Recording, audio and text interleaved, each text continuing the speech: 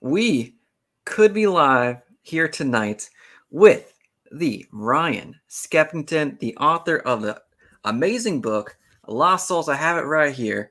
Thank you again so much for sending this my way. I am so happy I was just one, I was able to read this book, and two, it was just so freaking amazing. You, my friend, have a huge, bright future ahead of you in writing, and I'm so excited to see what else you have next. And I think you saw from my review, I want more.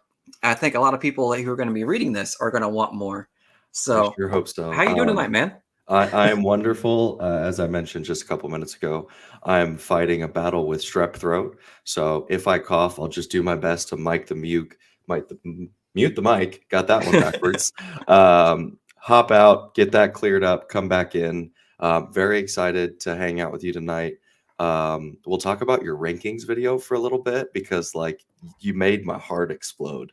Oh, And then my your very first, review. yeah. Oh my gosh, like I sent my very first review copy out to a booktuber and they read it and they rated it and there was no review. They didn't say anything.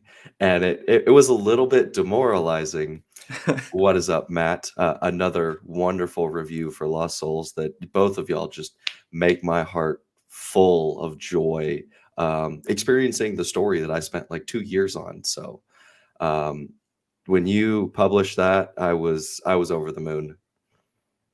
Well, it's all deserved. I freaking loved it. I'm super excited to finally have this conversation after it's been a few months since we first kind of interacted. I remember I was looking for more people to post their book on my Indieverse post a while ago when that was just like I was just throwing a dart at the wall just to see if anyone would even respond to me.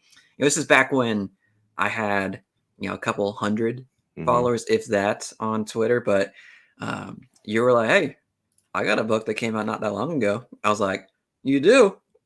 Tell There me more." is no self promotion like invited self promotion. I always feel bad about like marketing the book because I just don't want Twitter to turn into one giant advertisement. Hmm. But if someone offers, like, hey, I'm doing a thing, share what your thing is, like, I'm all about that. Super easy to hop in on that, guilt free, and you get the opportunity to share, like, and boost other creators Hmm. or discover other authors. Um, I see S.A. Ernster, I believe her book is Die Rock, in the Rock chat, 88 right and here. she is all over Twitter, liking and reposting and commenting on my stuff. And just from one human being to another human being, it is so appreciated. It makes me feel so good. Another wonderful human being, Bo. Welcome. Great to see you. Um, You're welcome, guys. Bo We got runs a Jim here wonderful too. Discord, the Page Turners Discord, where we just ran a giveaway of Lost Souls, and they are getting the two winners. Another D Rock, not Die Rock, but D Rock. So I was like having a mental game of like, is this a coincidence?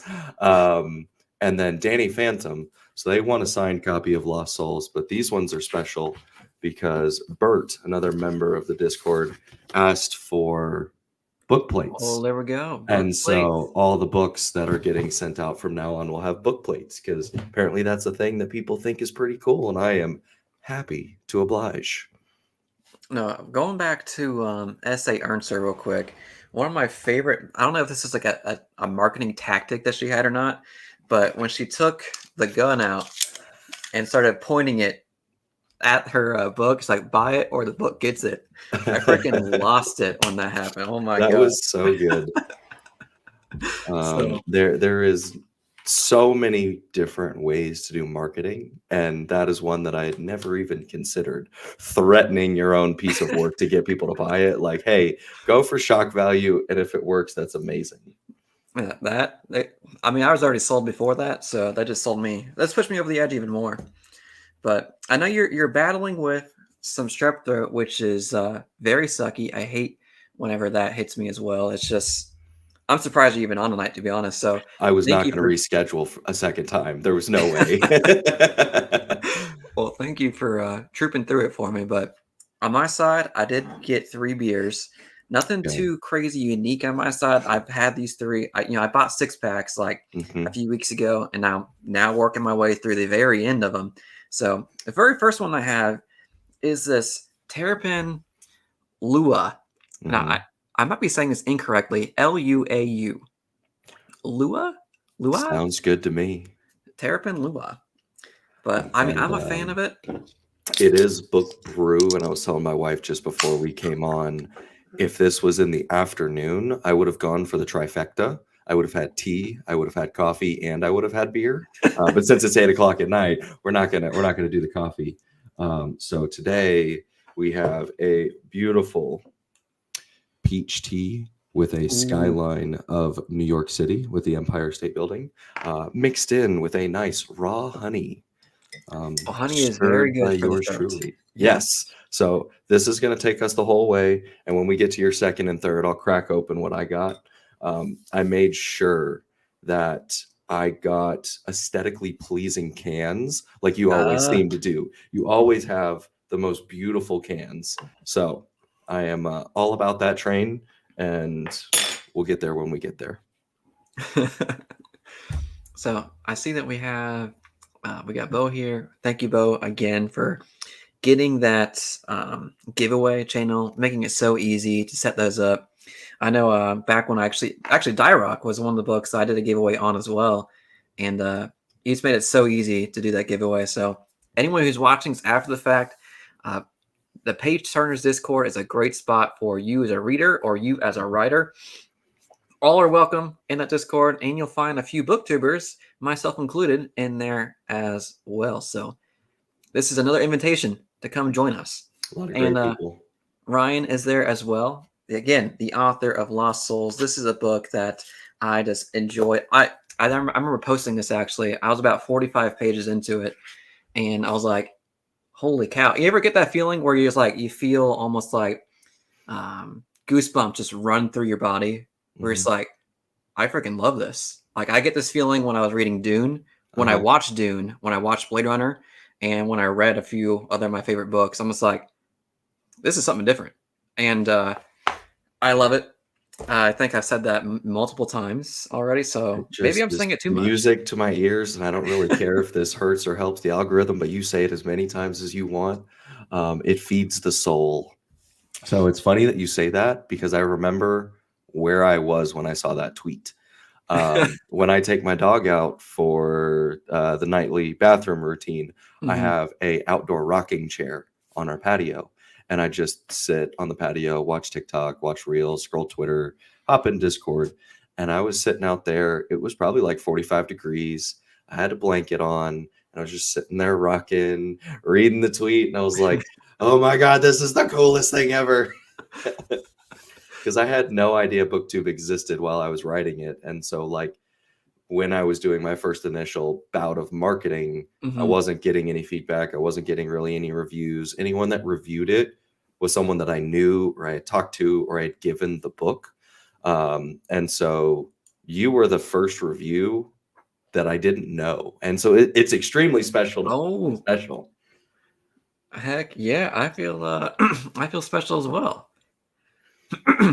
Yes, Um, BookTube is definitely here. Actually, I want to talk to you a little bit about your marketing journey. First, coming into this, like Lost Souls is your debut book, mhm. and like, what was your first approach to getting people's eyes on it? Like, were you reaching out to like friends and family first, or did you reach out to people like on forums somewhere? Like, what was your Mhm. path there for getting people to see it? So in the last few interviews, I've talked about my dad a lot, but this is where I get to hype up and shout out my mom. So I wrote the book with just the intention of writing the book. I Hmm. had no desire to be a multi-billionaire Brandon Sanderson author. Now, if it happened, that's pretty cool. But I knew it wasn't realistic, and I was just like, "Hey, I said I wanted to do this thing. Just go do the thing. Publish the book. Be done with it." And then I was like, wait, I made a story that I think is pretty good. I spent a lot of time on it and I want to share it with people. Um, how to do that. I don't like selling, like I said a little bit earlier. So I posted it on my personal Facebook page, and my mom reshared it and got more engagement on that post than I've ever got in my entire life. Like, I maybe got 20 likes and 5 comments on my post, but she Mm-hmm. shared it, and she has lots and lots of friends from high school and working career and college and reunions, and I think it got like 275 comments. And I think in the Wow. first 2 weeks we sold 55 copies. Oh, I bet that was Um, thrilling. it was amazing. It set a whole lot of false expectations. But it was just an amazing feeling. And just to once again reiterate how supportive my mom is, she bought 10 copies so that she could give to friends and family of people who she knew that liked reading or just wanted to share what her son did. So the first 2 weeks were spectacular. The family and friend group was fully supportive. And then I might have 150 friends on Facebook, so not a large reach, and I don't engage much just because I use it for messaging and personal Mm-hmm. stuff. And so I didn't sell a book for like the next month. I was like, well, do I just keep going, or do I do nothing? Do I go back to writing? What do? And like everybody, this is just what's the word I'm looking for? The formula. You start with Mike's book reviews and Mm-hmm. Daniel Green. Those are the two guys. Um, and I say that they got me further into BookTube. Another one that I really really enjoy is Murphy. Mm-hmm. I believe her last name is Napier, but she's on like a totally different side of BookTube because she's manga and One Piece for me. And so for whatever reason they separated. And when I found Mike talking to other booktubers, I was like, let's get on this thing. There's more out there. There's more out there. And so I just started connecting with people on Twitter, connecting with people on Discord, subscribing.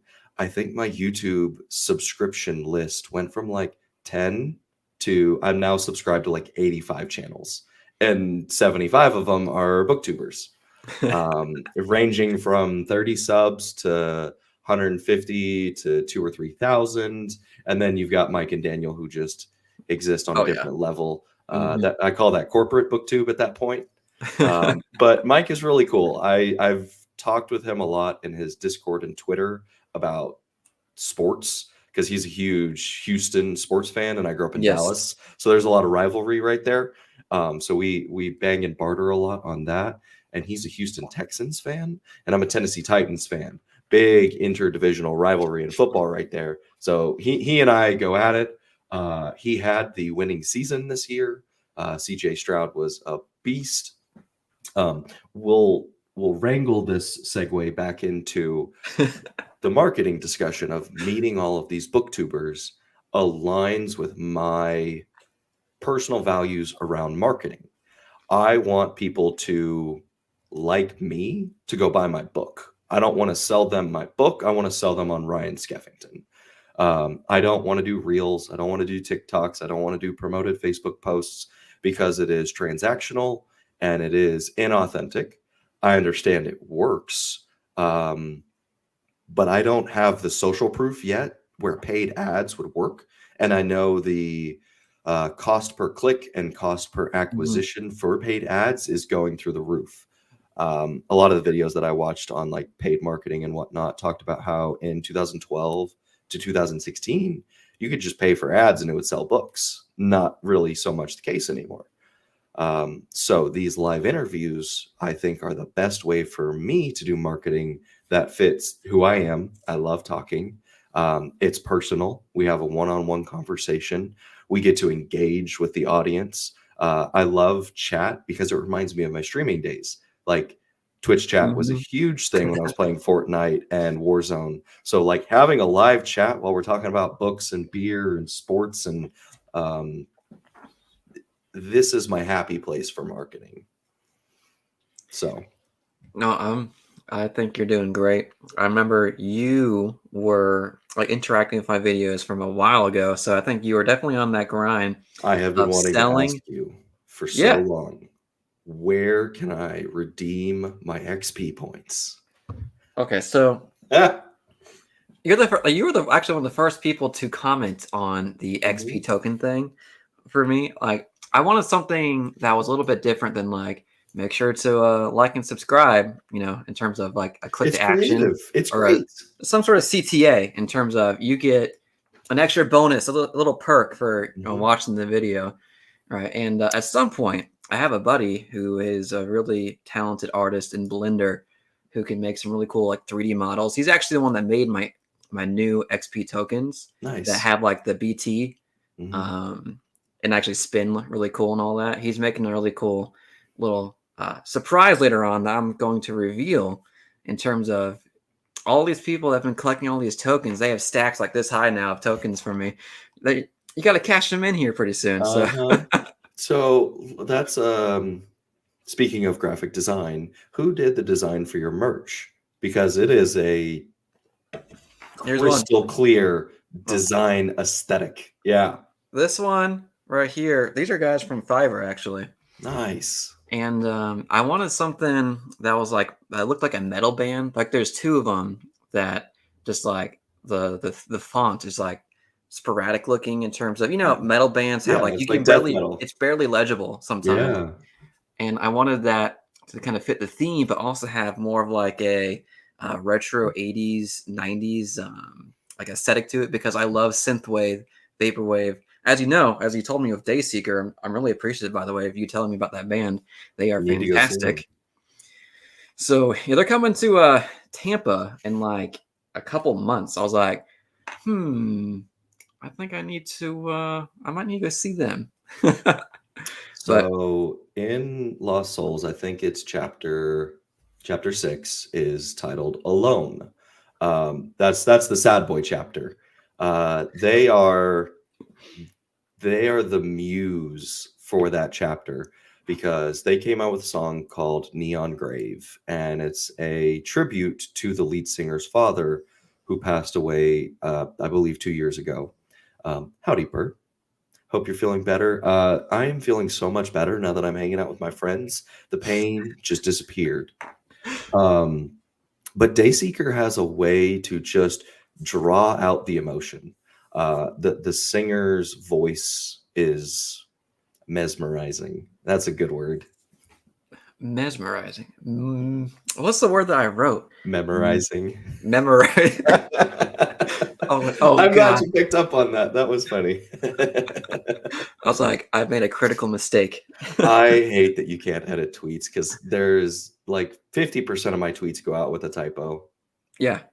Well, apparently that's a that's a new thing now for like TikTok is that in the descriptions you Hmm. misspell like the word flat. You just misspell any word, and apparently that's supposed to garner more traction because people comment on it saying you misspelled this just so people would comment on the video.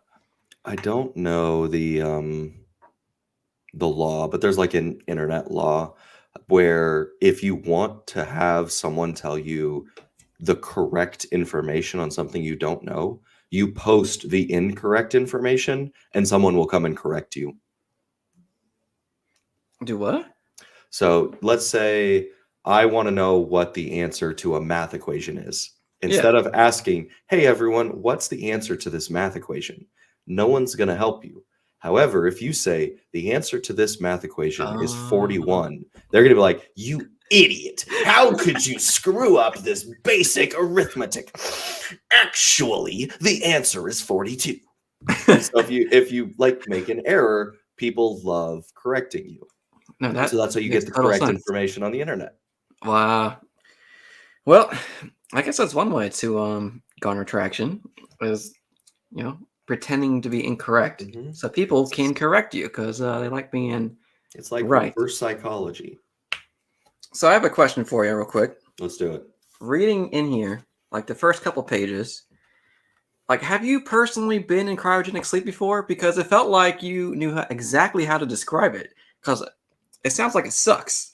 Personally, going through that, it was very visceral going into that. Another good word. That's such a good word. So I actually went to a buddy's 50th birthday, and we were at a bar talking about our favorite words. Visceral was one of them, and guttural is another one. Just Ooh. some good, strong words. Hmm. But I wanted to do it in a way that lived up to the title of the chapter, or I guess the subheading of the chapter. The subheading of chapter 1 is Existence is Suffering. And so when you watch Halo or you watch The Expanse or you watch any future sci-fi, everyone has their own pod. They're neatly sleeping, Hmm. and it looks really expensive. It's inefficient. That's how the elites would travel through space. How would you travel through space if you treated humans like chickens? You see a semi going down the road, it's just cage after cage after cage after cage, horizontal row after vertical column all throughout there. And so what I did was I created these vessels, is what they're called, and I just created meat lockers. Is a horrible way to describe it, but you get about this much space, and you start at one end like in a movie theater, and you just shimmy to the middle, and then there is like handcuffs, and then like a little sensor, and so you're just standing there with a wall right in front of you, and you're just standing there frozen in place for the 356 million mile journey. I did the math in a prologue that got deleted. So Oh. maybe I'll release that later. Like, I did the calculations, I did the math, and it really didn't matter for anything, but I had fun doing it. And then I said, what are the consequences of traveling like that? Like in a pod, you're neat, you're protected, you're insulated, you travel like a broken binding book.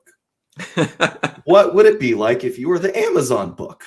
And so you essentially, to stop these vessels, crash into the asteroids. There is no break. We launched you via railgun, and if you don't stop, you just keep going. And so there's, I think, about 70 of the 240 that launched that just kept going. And I had a really great line in the prologue that I deleted. It was like the paradox of existence. They were dead and they were going to be dead forever, but they were still alive. And I'm so mad about that. But you know, they say kill your darlings. Um, and so the consequence of crashing a vessel at 100 million miles per hour into an asteroid is some frozen bodies are going to get smashed. Hmm. Like when you buy a bag of ice from the gas station and you need to get it in the cooler, boom, you smash it and it breaks it into a million pieces and it lets you pour it out. That's what happens to bodies when they're frozen, unsecured, and crash into something. And so when your 14-year-old, because they're young and they're bendy and they bounce, survives, he gets out and there's thawing limbs everywhere. That's fucking terrifying. Um, and I hope it came through, because a lot of people were like, I was so confused because you didn't give me his name until Oh. halfway through the chapter or halfway through the scene. And I'm like, good. You're supposed to not know what's going on. There's sirens. You're being fed through Hmm. like lines, like cattle. It's supposed to be disorienting and painful.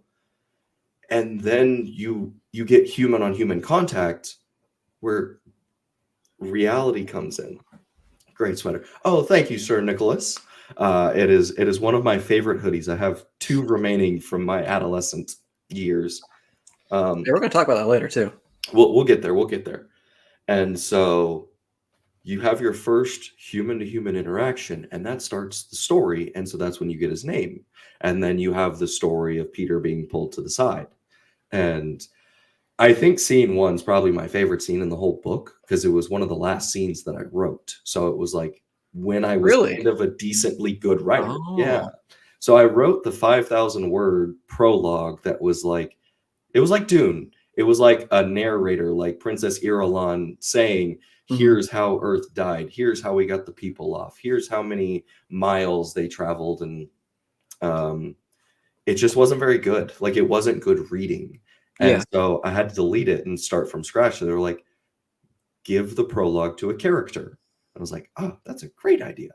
And I only had one old character. And Peter's like 80 in the book. And so you go back 64 years, 66 years when he's 14 years old, and you get to experience him landing in the Sotiris Centauri system, which is a detail that I'm not sure even made it into the book, but I remember it. So that's new canon for everybody. No, I appreciate you kind of just throwing us into the mix, into the craziness right away, because I feel like it's just a good gateway just to dive into a story in terms of like if the character is like you were saying, they're confused, they're unsure what's going on, there's like their mind's just like all over the place. I want to feel the same emotions that they're feeling too, and I think you perfectly captured that right away. And like just the phrase "infinite is existence," right? Is that it? Yeah, It infinite just sounds cool. existence. It's so hard to say though. It sounds so cool, but like going back to marketing, infinite existence can be a tongue twister. And It can't, so yeah. Mhm. people stumble over it. But I'm not going to be a New York Times bestselling author with this one. We'll knock on wood just in case. Well, hey man, you're a bestseller to me. You're an instant buy author now to me. If I ever make a video where I do instant buy authors like BellTube did a while ago, you'd be Mhm. on that list absolutely. So going to that, I've seen a few posts now and then in terms of your writing for Eternal Dreams, book Mhm. number 2. So how is that going? Any details on that book number Yes. 2? So Eternal Dreams went so much faster than the first one. It's like I took the training wheels off riding the bike. I didn't have to rewrite half of the book because it was in first person instead of third person. And so I started it in August and finished it in January. So I wrote it in 5 months, which is a much faster writing pace than the first one. And so right now it's with some alpha readers. Thawing out is stressful. Yeah. It's like getting a really horrible sunburn, but from the cold. Um, I'm excited to excited for read you to about read it. it. Okay. Brian, I can't wait for you to try it out. We are having the buddy read in the Page Turners Discord, so I'd love to hear your comments if you have any in there. We also have a resident meme maker.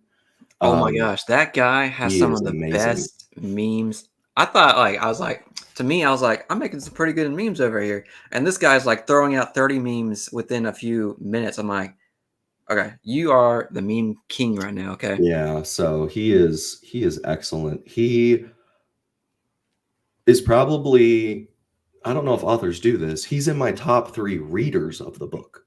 So you're number 1 because you wrote the first review.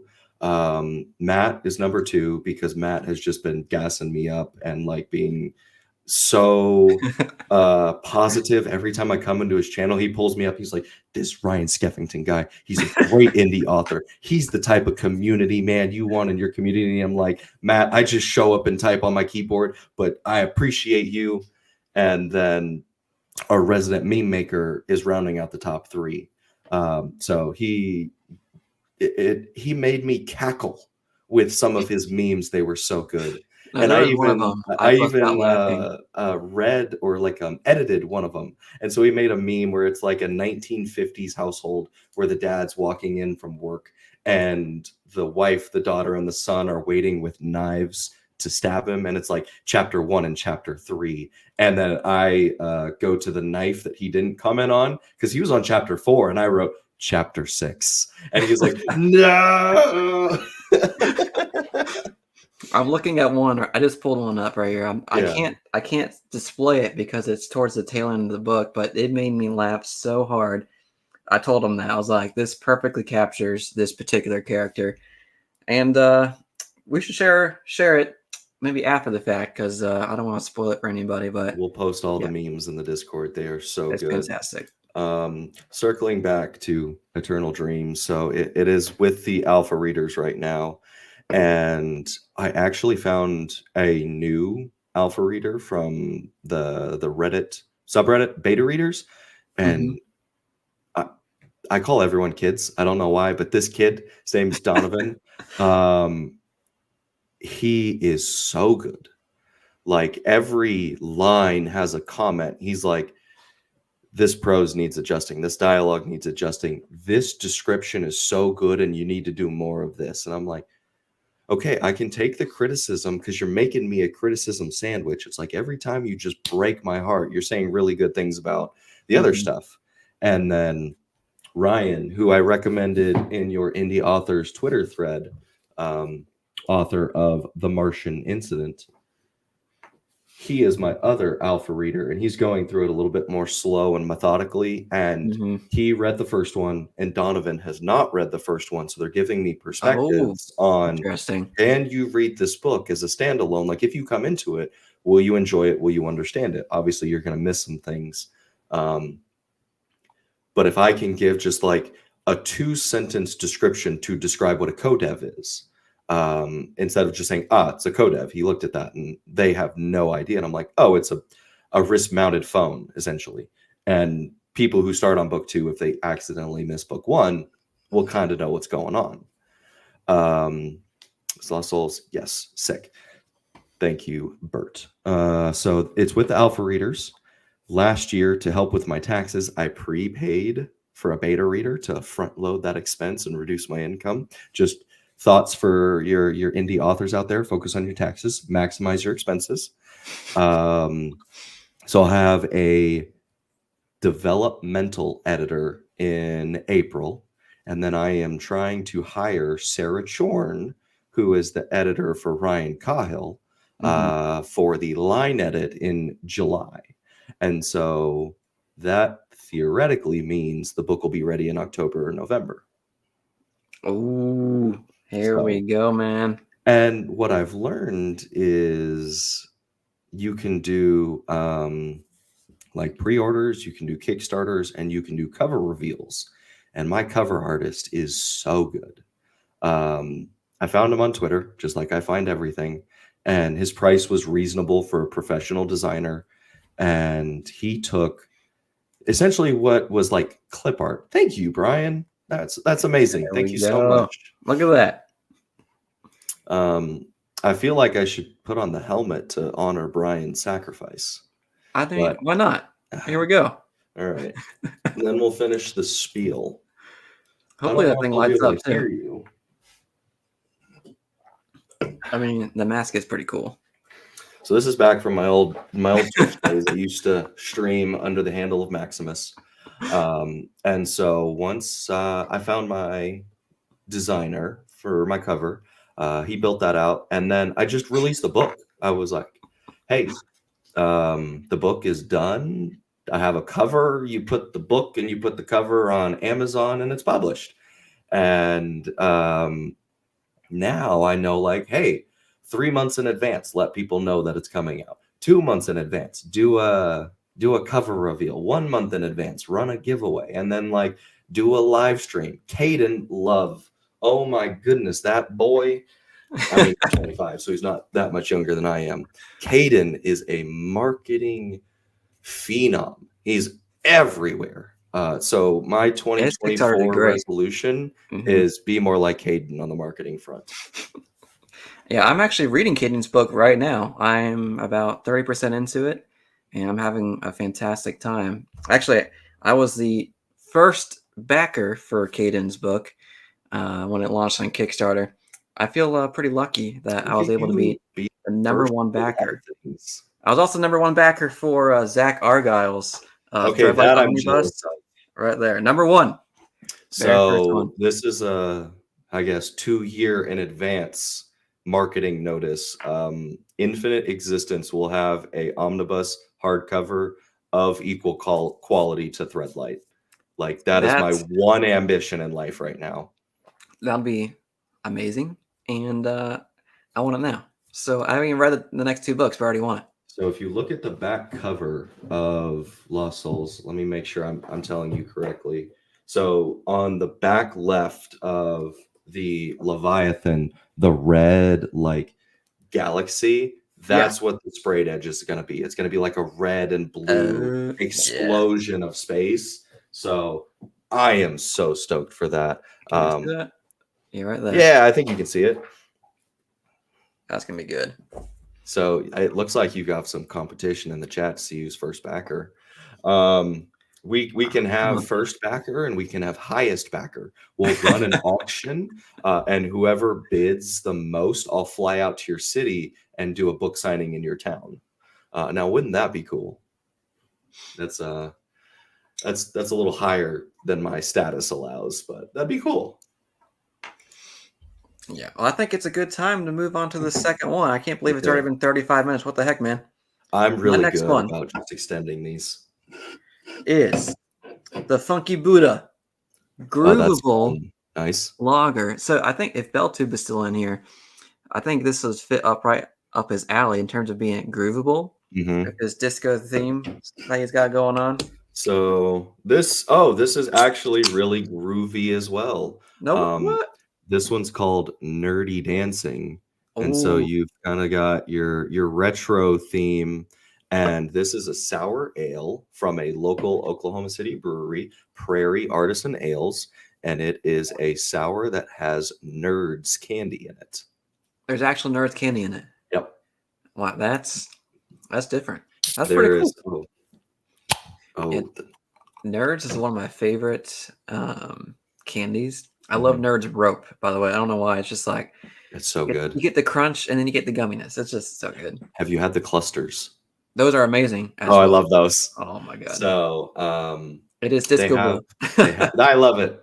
They have another one that's called Tiny S's, and it's made with Skittles, and it's, oh, so good. So, Have you tried freeze-dried candy before? for I don't know if I've had candy, but Like freeze-dried this is a fruit. new trend going on right now in terms Okay. of people taking, store-bought candy, Mhm. freeze-drying it, and then reselling it. Huh. And it's actually pretty tasty. I don't know Okay. why, but I got sour Skittles Mhm. freeze-dried, and it was actually more sour, and Mhm. it makes it crunchy. It's so weird, but it was really good. Very cool. Well, cheers to the second beverage. Yes. Cheers, sir. So, I got a question for you. I'm oh yeah. gonna reverse this interview real quick, just because. Whoa. Fun fact, are you okay with your hometown being public? Like, is it public, or do you just have people DM you for it? No, it's public. Okay, so it's Lakeland, correct? Yeah. So my grandmother lives in Lakeland, and we stay there when we go to Disney. So I've been to your town before. Wow. No, oh, a small world. I've been less than 10 miles from you. We Wow, ate at that's the hilarious. Chili's on the southwest side of the town. Well, I think we need to have like an author meetup next time you come down to Lakeland then. Yeah, we'll have a Disney trip where the ladies can go to Disney and we can go drink beer. There we go. I'm all in. They We'll got beer there too. helmets. I'll wear the Master Chief helmet around. You'll wear that crazy Viking helmet right there. Oh, I can't wait. So I know that you just had a giveaway come out for Lost Souls. I think there were like 100 people that entered the giveaway, which is amazing. So isn't it wild to see so many people now going for your book, trying to get a chance to get a free copy of it? Like, is it crazy for you as an author now? It's unreal. So Brando Sando's like my quote unquote writing teacher, because I just watch his YouTube videos a lot and I listen to his podcast with Dan Wells religiously. And they talked about like their first author signings and their first book tours, and like no one showed up, or one person showed up, or some people, 5 or 6 or 7 people showed up, and only 2 books were shipped to the store. And it is just amazing. I'll pause there. Yeah, go check out our chat that I had with Britton on Some Okie Dudes YouTube channel. It was a lot of fun. We talked about a lot of Halo and video games and nostalgia stuff. But it is just spectacularly amazing that I can, as a absolute no one in the writing world, connect with 90 people, or just somewhat. There, 92 people clicked a button and said, I would like an opportunity to win this book. That means they know about my book. That's 92 people. Like, if I was in a gymnasium with 92 people for a signing, Yes. holy cannoli, that'd be amazing. Social media kind of does a really good job of desensitizing us to large Yes. numbers, Mm-hmm. but just tonight in the chat, I'm not sure how many max live viewers we've had, but we've had at least 10 unique commenters.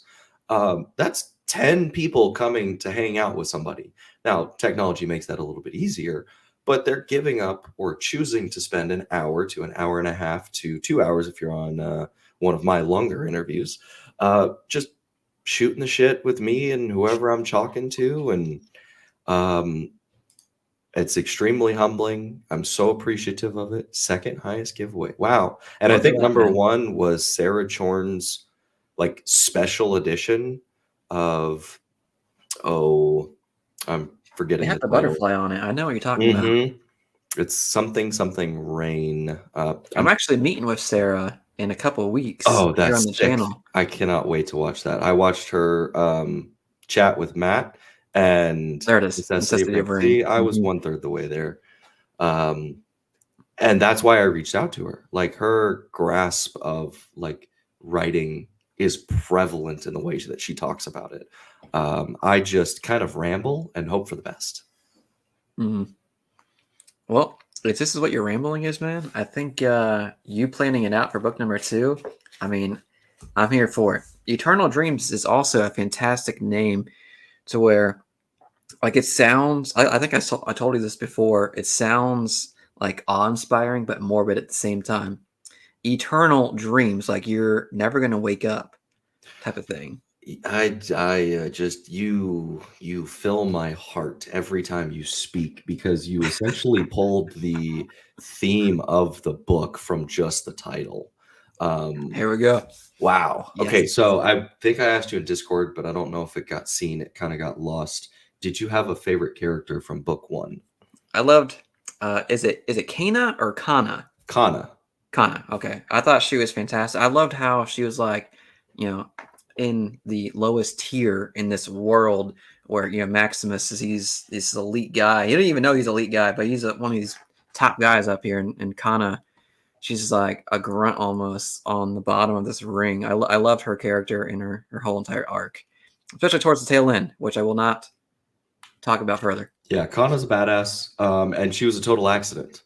So I wrote the entire book with Maximus being like the main character. Mhm. And then I get to about chapter 10 and 11, and you'll know what happens when I say, um, well, no, that's a spoiler, so I won't say anything.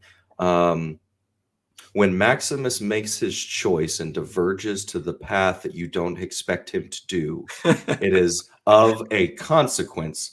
And so I got this is so hard to talk about. I don't like non-spoiler streams. I got to the end of the book one and I said, I want to do this again. And to do book 2 and 3 in the way that I wanted to, the characters from book one needed more love. Um, so you get a whole lot more Kana in book 2, There we go. and you get a whole lot more of the Titans, which I'm so excited Yes. for. I wanted to talk. Um, Yeah, the Titans are freaking awesome, man. So for everyone who is going to read it, this isn't really a spoiler, but the suits on the front, those are the Titans. They're essentially power armor gladiators, and that's all you need to know.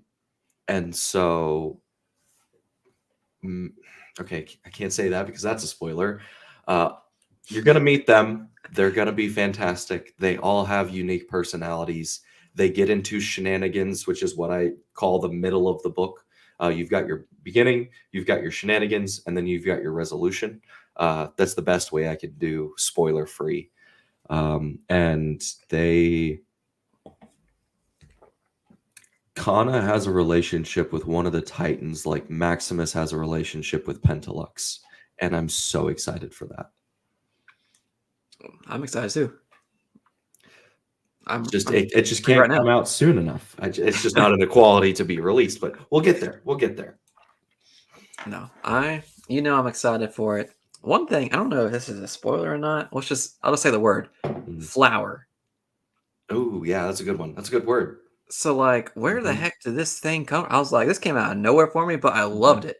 There was two characters in particular that Maximus talked to that felt like they were some Buddhas, ancient Buddhas, just like out in the distance, just like, I'm just chilling, man. And then they're Yeah. hindering. So you have Amir and the other one, which is one of the hardest things about being an author is I've forgotten more of the words that I've written than I've written. So Amir comes back in book 2, so that's why I like him a lot.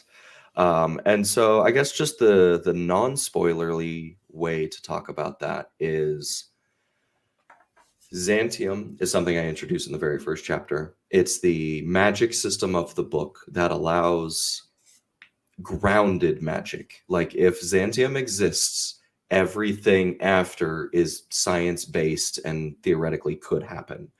And so Xantium is a bioorganic, rare, non-earth metal is kind of how I described it. And so it's a metal that's alive. It has organic properties. How would flora and fauna react to soil that has an organic compound that does not exist in the realm that we're used to? And so that's where the flower came from, is in this world, what would happen if you cross-pollinated evolution with magic? I thought it was not necessarily left field. I was not expecting it, but I loved it. It kind of it reminded me, like, I forget what it was. Doctor Strange? Was there some sort of weird remedy flower? I forget. Maybe. I mean, it's like worm juice in Dune. Sorry, I saw Dune 2 yesterday. I have to wait till Sunday to see that thing, man. Or Sorry, Friday. I'm Friday. not a plebeian. I'm a well-renowned author, so they send me tickets. No, I'm kidding. Speaking of Mike posted on Twitter that he was like, "Hey, I got fan first showing tickets like 5 minutes after they opened up," and I just happened to see the tweet, so I went and found that we had an IMAX in our town, and I think I was like the 3rd ticket to get bought. So everyone who loves the book Dune, you're going to have comments about the movie, but you're going to love it. And if you've only seen the movie, it's going to be even better than the first one. It was spectacular. Yeah, as you can see, I got Dune right here, so I'm a big fan of Dune. Actually, my second video on this channel was about Dune. Big Dune fan. So It's so good. Looking. I have watched the explainer YouTube videos of Messiah and Children of Dune, and then the following trilogy, and man, that guy goes off the rails. Yeah, that's an understatement. It's an inspiration to hey, anything is possible if he can do that. So yeah, don't limit your Messiah imagination. Will be very interesting to see if, most likely, it'll be adapted by Mr. Denis Villeneuve here pretty soon. That'll be an interesting, very short book to adapt, by the way. It's not that long at all, but I'm excited for it.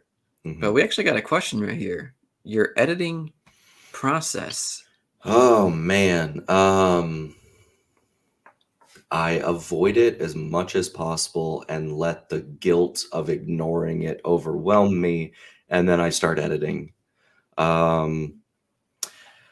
I re-edited my first book 12 times. It was a horribly inefficient process because I just didn't know what I was doing. So this time what I'm doing is I'm taking my time and blocking it into stages. So I wrote a first draft, errors and insert description here, instructions to myself, everything in draft 1. Just said, hey, it's a draft. Sent it to my alpha readers and said, hey, read this garbage and tell me what sucks. And so it's going to allow me to be very pointed with my first edit. Instead of trying to fix commas and asterisks and semicolons on the first edit, I'm going to try and do the big chunks first. And so I rewrote a sentence that someone called out, and it was along the lines of, she stood at the edge of the bed, walked over to the side table, the clank of her hairpins. And obviously that sentence just doesn't flow because I didn't have words to describe the transition. And so because they're reading it for the very first time, able to call that out so quickly, and you fix that so much faster. And so I'll do the first alpha readers. I'll do a full edit of everything that they said. And then I'm going to go through it myself one more time, Just reread it, see if anything doesn't sound great to me. Get it to a readable state. The grammar doesn't have to be perfect. The punctuation doesn't have to be perfect. And then it'll go to my developmental editor. New gentleman. He is a Sunday Times or New York Times bestseller. And so he will hopefully tear it to shreds. He will hopefully say, this first chapter needs to be rewritten completely. Or hopefully not. Hopefully he says, hey, this is really good. You just can polish up 80% of it and get it to a publishable state. Then I'm going to take all of his edits, rewrite it, make my changes. But I do want to say to any inspiring or aspiring writers, you don't have to do what they tell you. I forget his name every time I reference this quote. I think it's Bill Hader. He's an actor. And he writes screenplays. And he said, let people tell you what's wrong with it. Don't let them tell you how to fix it. And so it's such good advice, because you are so close to your thing, you can't tell what's wrong with it. But someone coming at it for the very first time, they're like, you didn't explain A, B, C, and sentences X, Y, Z were just unreadable. And instead of having them rewrite it in their own voice, it allows you to go and make the changes and corrections in your voice. So it's a consistent read. And then beta reader, developmental editor, and then line editor is they read every sentence to make sure every sentence is a good sentence. If you can improve the sentence by word choice, diction, structure, making dialogue a little bit snappier, taking out the ums, the so's, the hi, my name is, because you don't need that in novel dialogue. They make everything much more polished, but you're not going to make changes to the plot structure, character arcs. This is, hey, you have a thing and you're just putting makeup on it.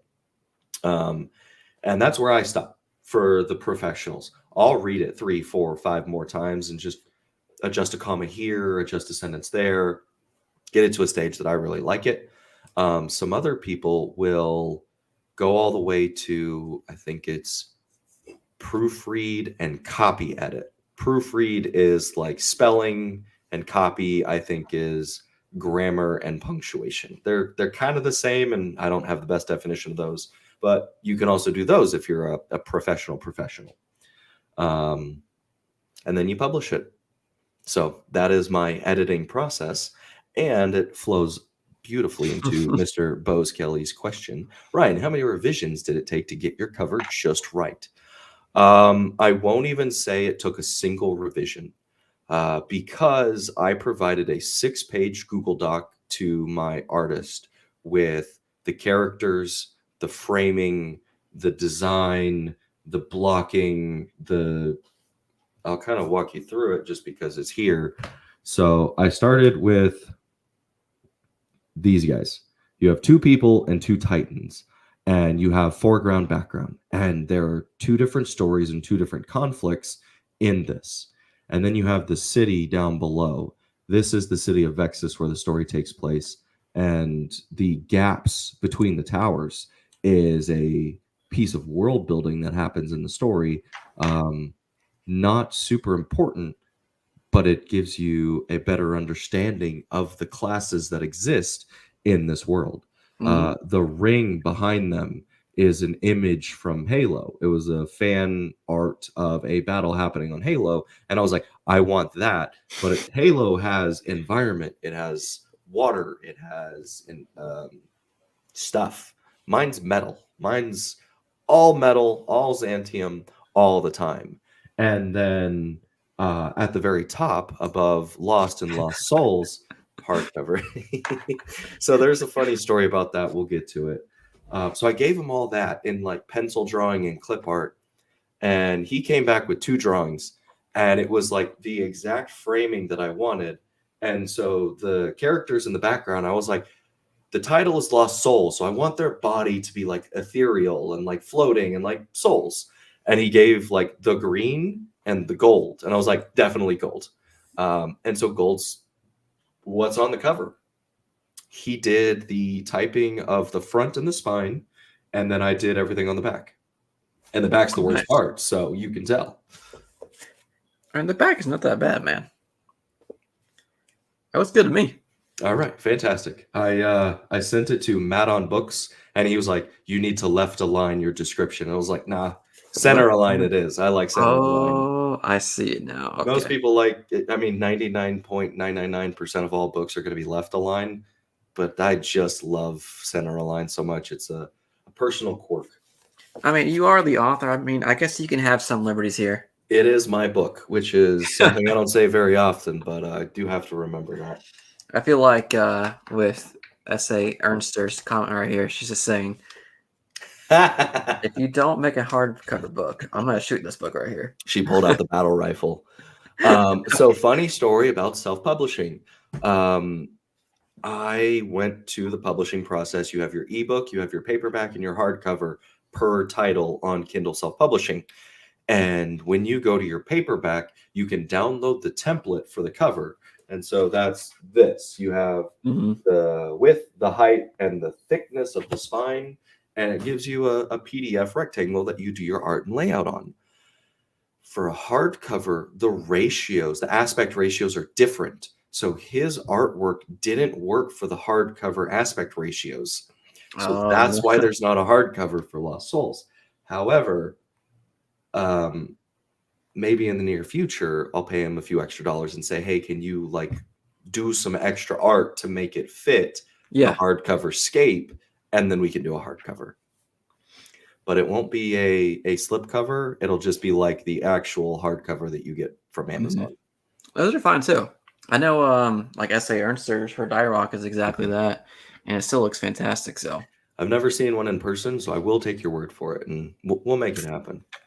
I'm actually moving on to the third one because we are coming close to the end of this thing here tonight, which is very unfortunate because it passed by so freaking fast, man. I don't know how that happened. I guess just one more question for you before we talk about, I think you might have some sort of surprise or something, but we'll hold that till after this question because I know we've been talking about this for a while now. Halo, like I remember when I was first talking to you, there was a few GIFs that you sent me in terms of like the Halo gravity hammer being an inspiration, which it definitely is in your book after reading a particular scene. And then also Cyberpunk. I love Cyberpunk Edge Runners. I love that anime, that TV show. I love the game too. Did it follow what I said? Like, are the plots parallel enough that I wasn't lying to you? No, you definitely were not. Okay. I pulled that one out of my ass because I just saw it on Netflix again, and I was like, oh, wait, you kind of have... There's a comparison there. So I'm glad the comparison stuck. So I know those two really hit with me, and those are two things that I really enjoy. But going back to Halo, I know we talked about this a few times. You even wearing the MLG shirt that I remember back in like, I forget what year it was, but like it was me in middle school where every freaking night I was playing Halo 3 with my buddies when we were watching MLG shows, like all the big players, T Squared, Lunchbox, Ninja. Ninja. We were watching be a Halo player, you youngins. And so you're wearing the MLG. Did you play any like professional Halo? I didn't play professional Halo. I played professional StarCraft. Wow. Okay. So I was at MLG Dallas. They had Halo, StarCraft, and Call of Duty, and I don't think League of Legends was there. It was League has their own thing, but it was a whole lot of fun. I spent way too much money. This hoodie was $70. It's ridiculous. However, I still have it 10 years later, so got my money's worth. It was a cool experience because it was still so new, and everyone who was playing it was playing because they loved it. I know a whole lot more about the League of Legends scene now, so I can speak to it, but it's corporate now. There's leagues, there's teams, there's rosters, there's salaries, there's production, and that is good for the health of like an ecosystem and keeps the game going live. But like early MLG days, you just had guys who loved Halo playing countrywide tournaments for $250 in airfare. Mm-hmm. So there was a purity to it. It was like, I mean, Smash has always been that way. It's just two guys sitting in front of a CRT television, just playing it out in front of 500-600 people, and hopefully they have it on a projector. If not, you're standing behind them watching the same match on a 32-inch CRT television. There was no production quality when it first came out. But that made it so exciting because you're all huddled around these guys, shoulder to shoulder to shoulder. And when something hype happens, it was like a sporting event. Everyone's Yes. cheering and screaming and jumping and high-fiving left and right. It was a cool time.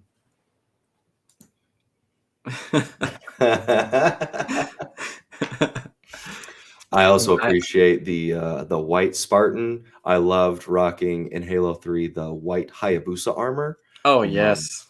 It was very Tommy from With the Power sword on Rangers. the back. Yes. Oh, it's just the best armor. Mm-hmm. And you knew another great thing, you had to accomplish something to get the Hayabusa armor. You had to beat Yes. the game on Legendary and collect all 13 skulls. Like it was a badge of honor to have. Kind of like getting the nuke emblem was in Modern Warfare 2. You had to get 10 nukes to get that. Like now you just pay for everything. I know, it's sad. But that's all right. We're just old men yelling at the cloud saying, bring back our good video games. Britton's talking about Halo Reach in the comments, and Halo Reach is one that I underappreciated when it came out. I wasn't into Halo lore enough to understand how amazing it was. I was all Master Chief all the time, and when they came out with a game that was just Noble 6, I'm like, who's this scrub? And like looking back now, I'm like, man, did I underappreciate that beauty of a game. Come on, Bo, man. We can get Goodreads to take that one down. Well, sir, what do you have in store for us tonight? I know Bo was hyping something up here.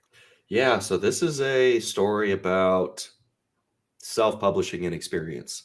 The paperback is $14.99 on Amazon, and it profits me about $4.92. And so I was like, well, I'll just keep it profit comparable, and I made the ebook $7.99. Well, I essentially priced it like a Lambo. Apparently, ebooks are all 99 cents, $1.99, or $2.99.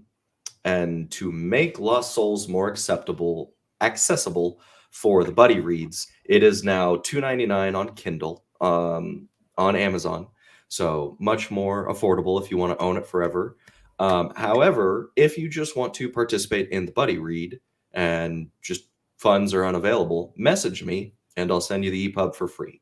I want everyone to be able to enjoy the story. I want everyone to be able to participate in the buddy read, make memes, make memories, share stories. And so while the buddy read is going on, the book will be free if you message me. Wow, now that is a very generous and kind offer, and something that I would definitely take you up on if I didn't already have it in my possession. So I already appreciate you sending it my way. So everybody who is watching this back, message Ryan right after viewing this. Get on the Patreon Discord, message them on, or should I message you on? Is it on Twitter, Instagram? You can find me on Instagram or Twitter at Ryan Skeff. I have open DMs on both. However, it'll say like someone sent me a request, so I might not get to it immediately, but they are open. And then if you're on Discord, or if you would like to join the Discord, follow Bo Kelly on Twitter. He has the Discord link in his bio, and you could message me on Discord. And so, yes, Bo, you get souls, and you get souls, and you get souls. Now that sounds kind of like Dark Souls now. It is just as painful. That's awesome. I am very excited for the buddy read. I'm definitely going to be following along. with whatever comments come into that thread, because I was going through all my notes before this call here. I was like, oh yeah, that crazy crap happened. I'm really intrigued to see what people say about it, at least in the comments. Because there was some very like memorable moments, memorizing moments that get stuck in my mind, especially the gladiator scenes. I absolutely love that. So I'm excited to see what people think about it. I was actually really happy to see that Petrick was like, "Yeah, I saw your book. That looks very intriguing," and I that'd be am this amazing. close to messaging him because I think he has his messages open on Twitter. But like I said earlier, I hate sales, so I don't want to just be like, "Hey, Patrick, do you want to come read my book?" I'm a little starstruck. Like he's another super cool dude, and he knows my artist. Like he's followed my artist for the cover longer than I have, and so my artist, who he's a very fun dude, is kind of nomadic. Like right now, he's living in Vietnam. Last year, he was living, I think, in Cambodia. So he travels the world, does art, and lives a cool lifestyle.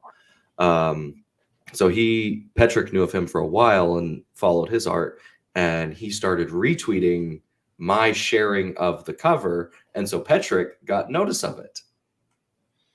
That's awesome. Yeah, I need to So follow the artist. Like after this call here, I want to he go check out does more of his work. fantasy so good. Like it, uh, I love my cover. There are some like digital paintings that he does on his portfolio that he's probably dedicated hundreds of hours to that are spectacular. Um, his name is Christopher Cant, and I believe it is Christopher Cant Art on Twitter. And he has a website. It's on his Twitter page. Can't remember it off the top of my head, but he's spectacular. Go follow him. Petrick, if you're watching, please message me. We'll do a cover reveal. I'll send it to you. There we go. That'll be very exciting. Christopher Cant, you said. Mm-hmm. Yeah, I know. Like lately, one artist that's just like I'm seeing everywhere is like Felix Ortiz, right? Yes. Yeah, that guy. He has some amazing artwork as well that is appearing everywhere, especially with broken binding. Mm-hmm. I He's think he did the art on the Threadlight first page or the open flap I could see that. Yeah, with it's beautiful the art. girl with the knife and the guy, and then it's like an energy jaguar type That thing looks thing. crazy. It's Yeah, sick. but all right, man. I'm gonna give you a couple more minutes. If you have anything else that you wanted to speak towards for whoever is making it this long into the video. I know sometimes, like when I say this, some authors are like, "What? You're gonna give me a few minutes to say whatever I want?" I mean, you can talk about your book. You can talk about your life, a movie that you watched recently, being Dune. I Mm-hmm. mean, the floor is yours. Okay. I'm reading Empire of Silence right now, along with the Red Rising, I guess, septology. They're both amazing. Um, I didn't realize how easy of following along a book would be if there's only one point of view, because I had 7 in Lost Souls. So sorry for everyone who gets lost in the multiple POVs. That's my fault. Bad author. But I hope you have fun with it. Lost Souls is the first in a trilogy. Lost Souls, Eternal Dreams, and Immortal Mother. It is the Infinite Existence series. There will be a hardcover omnibus special edition. Soon TM will run a Kickstarter. It is my biggest and greatest desire to just write these books to have that because I just want to hold it. Dune was spectacular. Go see Dune. It's amazing. Everyone message Zendaya because I want Zendaya to play Kana in the movie adaptation. We'll have to find someone else to play Maximus because I don't think Timothée Chalamet is like buff enough. He's a smaller guy. He's a smaller guy. What else is there to say? Thank you everyone for hanging out tonight. I really appreciate it. I know that hopefully I can speak for other indie authors. Your time and your support mean the world to us. There is no greater feeling posting a tweet or getting tagged in a tweet by someone saying, you made something that I loved. We put in hours and hours of time into this craft, making these pieces of art, and it is extremely gut-wrenching, and we're very vulnerable because it is something we made and it's very personal to us. However, when you share something that is from the heart, it means the world and it makes it completely worth it. And I think I'll leave it at that. That's a good spot. And I guess just speak towards that. Number one backer right here. Okay, I'm gonna hold myself to that. As soon as that thing is available to click on, I'm clicking. Okay, because I want to hold it in my hands too. I'll send you the link via DM. You'll be the first to know. Yes. Sorry. Who was it? Nick. Nick, Sorry, yeah. Nick. Who knows? Maybe I'm the unreliable narrator on live stream and I'll send it to you both. All right, guys. Thank you so much for joining in. Thank you again, Ryan, for joining me tonight. During your strep throat, I know it might have been a little bit challenging. You might just fall asleep right after this. I think I might as well. But again, thank you so much for being here. I've had a blast. And thank you again. It was a joy. Thank you so much for having me.